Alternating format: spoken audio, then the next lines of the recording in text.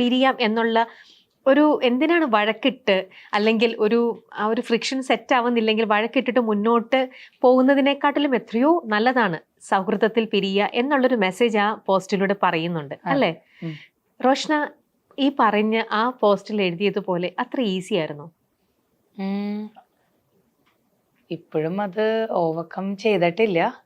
പക്ഷേ ചില കാര്യങ്ങൾ നമ്മൾ ആലോചിക്കുമ്പോൾ നമ്മൾ കുറച്ചുകൂടി മെച്യൂർഡായിട്ട് ചിന്തിക്കുന്നതാണ് എപ്പോഴും നല്ലത്. അതായത് ചിലപ്പോൾ ചിലവർ നല്ല ഫ്രണ്ട്സ് ആയിട്ടിരിക്കുന്നതായിരിക്കും ഏറ്റവും ഭംഗി. അത് അതിൻ്റെ ആ ഒരു രീതിയിൽ തന്നെ കണ്ടിന്യൂ ചെയ്യുമ്പോൾ ചിലപ്പം വേറെ പ്രോബ്ലംസ് ഒന്നും നമ്മളെ ഇറിറ്റേറ്റ് ചെയ്യത്തില്ല. അതേസമയം മേ ബി അതൊരു റിലേഷൻഷിപ്പ് ബോണ്ടിൽ, അതായത് വൈഫ് ആൻഡ് ഹസ്ബൻഡ് എന്ന് പറയുമ്പോൾ ഓട്ടോമാറ്റിക്കലി അത് എല്ലാ രീതിയിലും മാറുകയാണ്.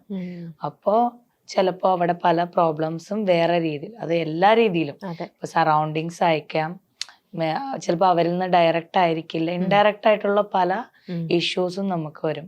അപ്പോൾ അതൊക്കെ മാനേജബിൾ ആണെങ്കിലാണ് അത് ജീവിതമായിട്ട് കണ്ടിന്യൂ ചെയ്യാൻ പറ്റത്തുള്ളൂ.